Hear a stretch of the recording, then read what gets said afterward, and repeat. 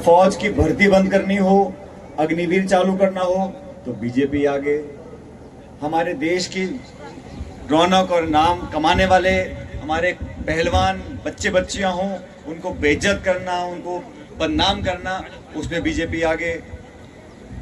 उद्योगपति हो, मध्यम वर्ग हो, छात्र हो, हर वर्ग को बीजेपी की सरकार ने ऐसे कानून बनाकर शोषित करने का काम किया कि आज उनको 9 साल के बाद अपना मुख्यमंत्री बदलना पड़ा। और देश में भी जो लोग 300 पार 400 पार की बात करते थे, आज वो बैसाखियों में सरकार बना रहे हैं। बैसाखियों की सरकार बनी है। बीजेपी के 240 सांसद आए और मैं धन्यवाद देना चाहता हूं हरियाणा की जनता को कि आपने 10 में से 5 लोकसभा के सांसद कांग्रेस पार्टी के जिताए हैं। राजस्थान में भी हम लोगों ने 11 जगह बीजेपी को हराया 25 में से। जो लोग घमंड में थे कि हरियाणा में, राजस्थान में खाता नहीं खुलेगा, आज वो आधे हो गए। और यही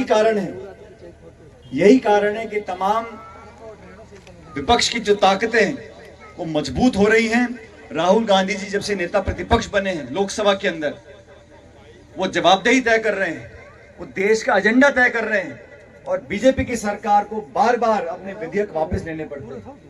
अभी चुनाव चल रहे थे, पहले चरण का चुनाव मतदान कश्मीर में था और बीजेपी ने एक नया शगुफा छोड़ दिया, 1 नेशन 1 इलेक्शन।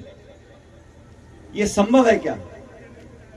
आपके पास इतने सांसद हैं नहीं पूरे देश में कि आप संशोधन कर सको संविधान में, लेकिन ये शगुफा छोड़ने की जो आदत है बीजेपी की, सिर्फ लोगों का ध्यान भटकाने के लिए। मुझे फक्र है हमारी पार्टी के ऊपर। खड़गे जी, राहुल जी ने, हमारी पहली पॉलिटिकल पार्टी पूरे देश में जिसने कहा अगर हम सरकार बनाएंगे तो एमएसपी पर हम कानून लेकर आएंगे।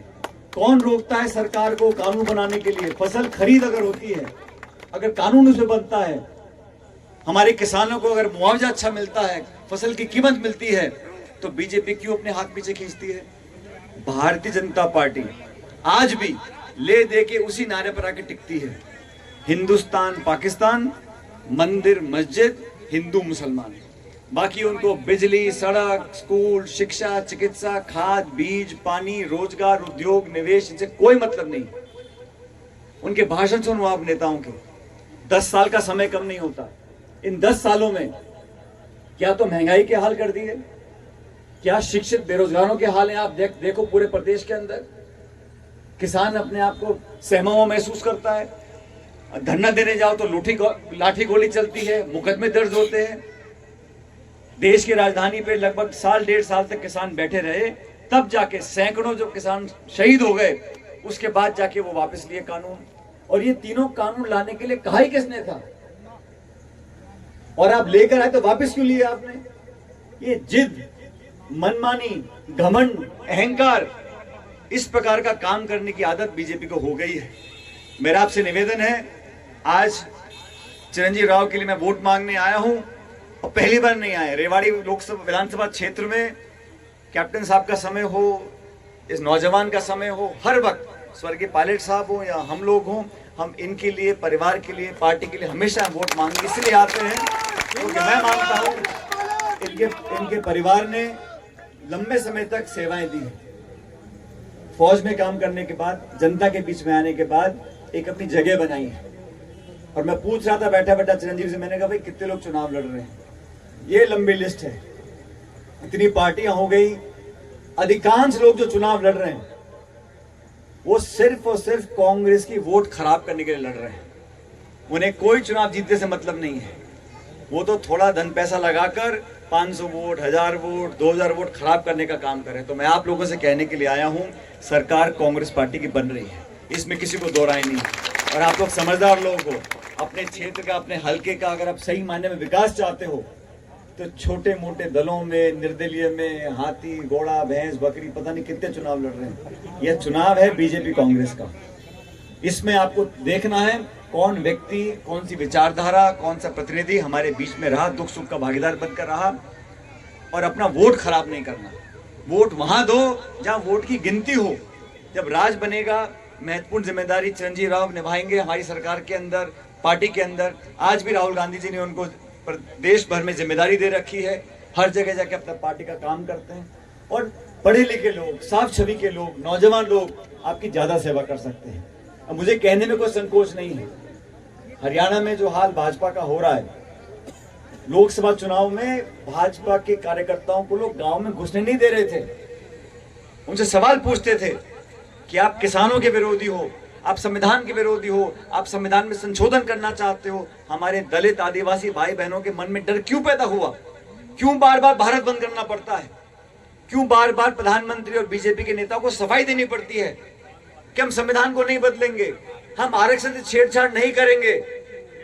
मनमोहन सिंह 10 साल प्रधानमंत्री थे, कभी ऐसी बात उस समय उठी कि संविधान से संशोधन हो जाएगा या आरक्षण में फेरबदल कर देंगे? क्या कारण है कि भाजपा की डबल इंजन सरकार, और कैसी सरकार है? दिल्ली की सरकार तो यहां लटक गई, बहुमत मिला नहीं, बैसाखियों पे चल रही है, और हरियाणा की सरकार चंडीगढ़ वाली है, वो इंजन जो है डबल इंजन, एक तो इंजन वो आधा हो लिया दिल्ली वाला, और चंडीगढ़ वाला इंजन सिर्फ धुआं फेंक रहा है, काम करने को तैयार नहीं है। तो आप लोगों को सोच समझकर अपना वोट डालना है। मैं विशेष रूप से आज रेवाड़ी हल्के में आया हूं, अभी चुनाव में समय है, 5 अक्टूबर को वोट पड़ेंगे और बहुत से नेता आएंगे, अभी जितने दल उतने नेता, इतने भाषण, खूब जलसे होंगे, खूब मीटिंग होंगी, खूब नारेबाजी होगी, लेकिन एक एक वोट की कीमत है। और आपके गांव का, आसपास के पूरे इलाके का अगर वोट और आशीर्वाद चिरंजीवी राव को मिलेगा तो मैं आपको जिम्मेदारी से बोलता हूं, आपके सारे काम विकास के, सरकार के, नौजवानों के, उन सब कामों को मिलकर करवाएंगे।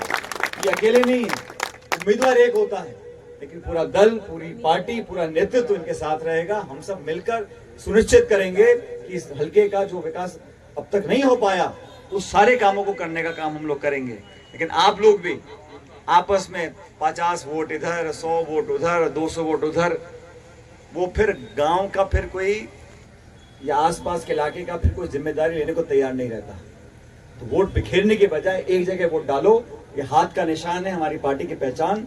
इस पर बटन दबाकर इस नौजवान को आप विधानसभा भेजो, और मैं आपको विश्वास दिलाता हूं, आपके क्षेत्र में, आपके इलाके में, आपके हल्के में आप सब लोगों को, 36 कौम के लोगों को विश्वास के साथ आगे बढ़ाने का काम हम लोग करेंगे।